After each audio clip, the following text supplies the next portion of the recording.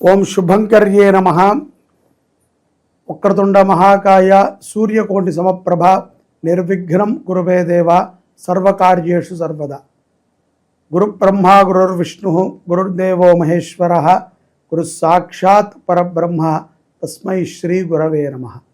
నిఖిల శ్రేయోదాయిని సర్వకార్య సిద్ధిప్రద పరబ్రహ్మస్వరూపిణి శుభంకరీ నమోస్తుతే. ఆదిత్యాయ చ సోమాయ మంగళాయ బుధాయ చ గురు శుక్ర శనిభ్యశ్చ రాహవే కేతవే నమః. అస్మత్ శ్రీ గురుచరణారవిందాభ్యాం నమః. శ్రీ శ్రీ శ్రీ గణపతి సచ్చిదానంద సద్గురుభ్యో నమో నమః. ఏప్రిల్ నెలలో ధనుస్సు రాశి వారికి గల గోచార ఫలితాలను తెలియచేస్తున్నాము, శ్రద్ధగా ఆలకించండి. ఈ నెలలో కొంత ప్రారంభ దశ నుంచే కూడా ధనుసు రాశి వారికి అప్రశాంతత ఏర్పడేటువంటి సందర్భాలు గోచరిస్తున్నాయి. ముఖ్యులని కోల్పోవటం కానీ, ఖరీదైనటువంటి వస్తువులను కోల్పోవటం కానీ, ఏదైనా ఒక ప్రమాదము జరగటము కానీ గోచరిస్తూ ఉంటుంది. ఎందుకంటే గ్రహ మార్పుల యొక్క ప్రభావం చేత కొంత కష్టకాలంగా ఉంటుంది, అంతే తప్ప దీనినే కంటిన్యూషన్గా ఉంటుందని మనం అనుకోకూడదు. అలాగే కొంతమందికి ధనుస్సు రాశిలో ఉన్నటువంటి కొంతమంది జాతకాల రీత్యా, అంటే కొంతమందికి అని మనం ఎందుకు అంటున్నామంటే అందరికీ కాకుండా వారు చేసుకున్నటువంటి ఏదైనా పుణ్యపరాలు ఉంటే ఆ పుణ్య ఫల ప్రసాదము ద్వారా వారు దాక్కున్న వారు బయటకు వస్తారు. పునః ధైర్యంగా జీవనం గడపటానికి ప్రారంభం చేస్తారు. ఏదైనా పుణ్యఫలం ఉంటే, పుణ్యఫలం లేకపోతే వాళ్ళు మళ్ళీ త్వరలో దాక్కోవాల్సి వస్తుంది. అలాగే ప్రభుత్వ ఉద్యోగస్తులకి చాలా మంచి లాభాలు ఈ యొక్క మాసంలో ఉన్నాయి. ముందు కొంత ఇబ్బంది ఉన్నప్పటికీ సరైనటువంటి లాభాలని పొందుతారు. ధనుస్సు రాశిలో ఉన్నటువంటి జాతకులకి ఏప్రిల్ నెలలో న్యాయపరమైనటువంటి పోరాటము తప్పదు. అన్యాయంగా మనము ఎవరినైనా ఇబ్బంది పెట్టి ఉన్నా, దూషించి ఉన్నా, మన నుంచి ఎవరైనా దుఃఖపడి ఉన్నా, మన నుంచి ఎవరైనా బాధపడి ఉన్నా, మన నుంచి ఎవరికైనా ప్రమాదం జరిగి ఉన్నా దానికి మూల్యం మనమే చెల్లించుకోవాలి. కాలము అటువంటి సమయాన్ని మనకి తెచ్చిస్తుంది, మూల్యం చెల్లించుకునేటువంటి సమయం. కాబట్టి అటువంటి వారికి కొంత ఇబ్బందులు విపరీతంగా ఉంటాయి. ఇక వ్యాపారస్తులు ఏంటండి, వాళ్ళకి బాగానే ఉంటుందా? వాళ్ళ యొక్క విధి విధానాలు ఎలా ఉంటాయంటే, వాడితో ఎవరైనా బాగానే ఉంటే బాగానే ఉంటారు.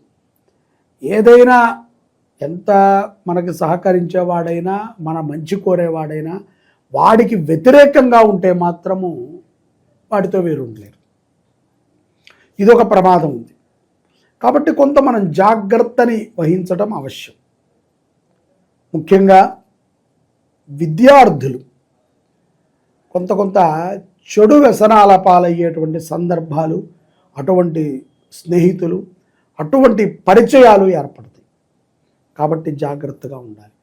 దూరముగా ఉండి చదువుకునేటువంటి ధనుస్సు రాశి విద్యార్థులు రాత్రిపూట సినిమాలకు వెళ్ళటము, షికారులకు వెళ్ళటము, నీటితో ఆడటము, అగ్నితో ఆడటము, పర్వతాల మీద అధిరోహణ చేయటము కొంత ప్రమాదాన్ని సూచిస్తుంది. కాబట్టి జాగ్రత్తగా ఉండాలి. తల్లిదండ్రులకి చెప్పకుండా అసందర్భంగా, అకారణంగా, అకాలములో ప్రయాణం చేయకూడదు. ఇవి మనం నమ్మి తీరాలి. ఎంతో కొంత ప్రమాదం అయితే తప్పుతుంది. మనం నమ్మితే ప్రమాదం తప్పుతుంది, లేదా మొత్తం దుఃఖాన్ని మిగిల్చి మనం ఉంటాం, మన ప్రాణాలు ఏమీ పోవు, కానీ మనకి సేవ చేస్తూ ఇంకొకళ్ళు ఉండాలి. అటువంటి స్థితికి మనం వస్తాం.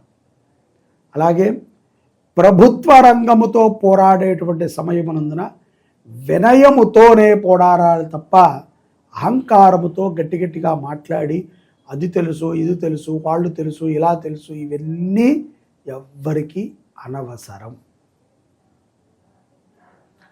మనకి ప్రధానమంత్రి గారు కూడా తెలియచ్చు, మన సందు చివరున్న కానిస్టేబుల్ గారు మనకి తెలియాలి, ఆయనకి మనం తెలియాలి. లేకపోతే ప్రధానమంత్రి గారికి మనం తెలియగలం, ప్రధానమంత్రి గారు మనకి తెలియటం వేరు, ప్రధానమంత్రి గారికి నువ్వు తెలియటం వేరు. సో కానిస్టేబుల్కైనా మన పరిచయం ఉండాలి. మనం అక్కడికి వెళ్ళి గొప్పలు చెప్పుకోకూడదు. వాడికి మనం తెలిస్తే, ఆయన కానిస్టేబుల్ గారికి మనం తెలిసామనుకోండి, ఇంకా అందరికీ తెలిసినట్టు. కాబట్టి మనము ఎంత పరిచయాలు ఉన్నా కొన్ని సందర్భాల్లో పనికిరావు. ఇటువంటి సందర్భంలో కొంత ఓర్పుతో సహనముతో ధనుసు రాశి జాతకులు ఉండాలి. ఇక ఏప్రిల్ 12 పౌర్ణమి తరువాత, చైత్ర పౌర్ణమి తర్వాత ఆర్థికముగా కొంత అప్పులు కూడా చేయాల్సి వస్తుంది. కుటుంబంలో కొన్ని సమస్యలు చెప్పాపెట్టకుండా వస్తాయి. కుమార్తె వివాహ విషయమై చాలా ఆలోచన చేస్తూ ఉంటారు. ఎటువంటి సంబంధం వచ్చినా నిలకడగా నిలవకపోతోంది అని. కొంతమంది అయితే కుమార్తెకి సంతానం కలగట్లేదు అనే ఆలోచన విపరీతంగా చేస్తూ ఉంటారు. వివాహము, సంతానము ఈ రెండూ కూడా కొంత ధనుస్సు రాశి వారికి దుఃఖానికి కారణమవుతుంది. కాబట్టి స్వజాతకాన్ని, అంటే మీ జాతకాలని మీరు పరిశీలన చేయించుకుని తగు పరిహారాలను చేయటం అవశ్యం. తప్పదు. ఎందుకంటే సంవత్సర ప్రారంభము ఇప్పుడు మనం సెట్ చేసుకోకపోతే సంవత్సరం అంతా గతుకుల రోడ్లోనే ప్రయాణం చేయాలి. అలాగే నమ్మకం అనేటువంటిది ప్రధానం. ఊరికనే డబడబా మనం ఏదో నమ్మకం ఉందండి, మేము అది చేసాం ఇది చేసాం కాదు.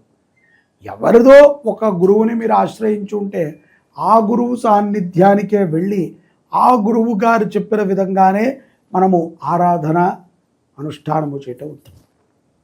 క్షేత్ర దర్శనాల ద్వారా సత్ఫలితాలని పొందగలుగుతారు. పౌర్ణమి తర్వాత విదేశాలకు వెళ్ళాలి, పైన చదువుకోవాలి అనుకున్నటువంటి వారికి ఒక అవకాశం అయితే లభిస్తుంది.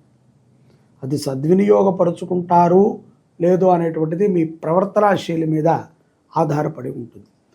ప్రజాసేవలో ఉన్నటువంటి ధనుస్సు రాశి జాతకులకి కొన్ని ఇక్కట్లు తప్పవు. అలాగే న్యాయ వ్యవస్థతో పోరాడేటువంటి వారికి మాసాంతమునందున కొన్ని ఫలితములు వెల్లడయ్యేటువంటి అవకాశాలు ఉన్నాయి. మీరు ధనుస్సు రాశి జాతకులు ఈ మాసములో భవిష్యత్ కార్యాచరణ గురించి ఎక్కువగా ఆలోచన చేయకండి. వర్తమాన స్థితి గురించి ఆలోచన చేయండి. అంతే తప్ప దీని తర్వాత భవిష్యత్తు ఎలా ఉంటుంది, పూర్వం ఎలా ఉందే అని కాదు. వర్తమాన స్థితి గురించి ఆలోచన చేయండి. అలాగే చంద్రబింబాన్ని ప్రతిరోజు కూడా దర్శనం చేయటం ఉత్తమమైనటువంటి ఫలితాలని ధనుస్సు రాశి వారికి ఇస్తుంది అని నా భావన. ఎందుకంటే మనఃకారకుడు చంద్రుడు ప్రత్యక్షంగా మనకి కనబడుతున్నాడు. చంద్రుడిని దర్శనం చేయటం రోజు కాసేపు మన ఇంటిపైన ఉన్నటువంటి డాబా మీదో లేకపోతే మనం ఉన్నటువంటి ఊళ్ళో ఎక్కడైనా ప్రశాంతమైన వాతావరణానికి వెళితే ఆకాశం కనబడితే చంద్రుడు కనిపిస్తాడు. చంద్ర దర్శనము ఎంతో ప్రశాంతతనిస్తుంది. తద్వారా ఆలోచనలను మెరుగుపరుచుకోవచ్చు. ఇక్కడ చంద్ర ప్రభావం కొంతవరకు ఉన్నప్పటికీ మిగతా గ్రహాలన్నీ కూడా బ్యాన్ చేశాయి. కాబట్టి మనోధైర్యం చాలా అవసరం. కొన్ని సందర్భాల యందు ఉద్యోగస్తులకు కానీ వ్యాపారస్తులకు కానీ ఆనుకూలముగా అనిపిస్తుంది, కానీ వెంటనే ప్రతికూలత కనిపిస్తుంది. సమస్యలు ఎక్కువైపోతాయి. ఉద్యోగము లేనటువంటి వారికి చేతి దాకా ఉద్యోగం వచ్చి జారిపోతుంది. అవమానాలు కొన్ని చూడాల్సి వస్తుంది, అపనిందలు కొన్ని పడాల్సి వస్తుంది. కాబట్టి స్థితులు ఏదైతే బాగాలేదో వాటి గురించే మనం మాట్లాడతాం. బాగుంటే చాలా మంచిది, బాగోలేదు కాబట్టి వీటి గురించి చెప్తున్నాం.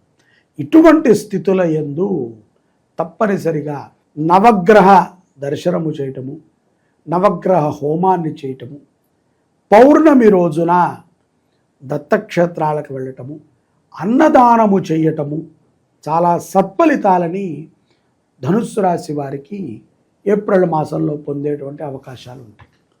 ఇవి చేయటం ద్వారా. అలాగే మన జాతకము ఇలా లేదండి ఇంకొక రకంగా ఉన్నది అని మనకి అభిప్రాయం ఉంటే గోచారము రీత్యా ఇలా ఉంది కాబట్టి పర్సనల్గా మన జాతకం మనం ఒకసారి చూపించుకుని దానికి తగ్గ పరిహారాన్ని చేసుకోవటం ఉత్తమం. జై శుభంకరి. సర్వే జనాః సుఖినో భవంతు.